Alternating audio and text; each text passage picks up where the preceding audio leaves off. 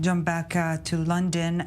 It is becoming, what we're seeing today, those counter right-wing protests, it's becoming not an Israel-Palestinian something in the Middle East type of a conflict, but rather a domestic issue. Yes. May I just say one thing to pick up what Jack Neria said?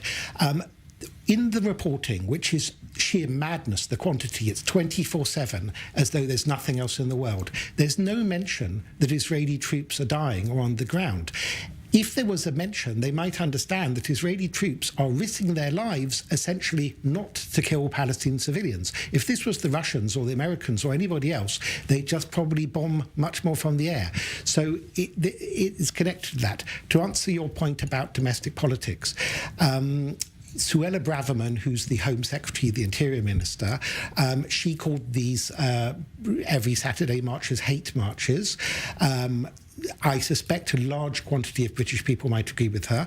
The fact this is Armistice Day weekend in Britain, this is, remember, Britain doesn't have a 4th of July or Thanksgiving or something like this. This is one of the only days of the year, or secular days, where the people are meant to come together. So they're meant to come together to mark British dead in beating the Nazis and other wars.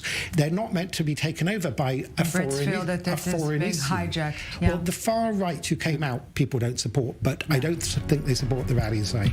Mr. Tom Gross, Colonel Dr. Jacques Neria, thank you, gentlemen, very much for joining us.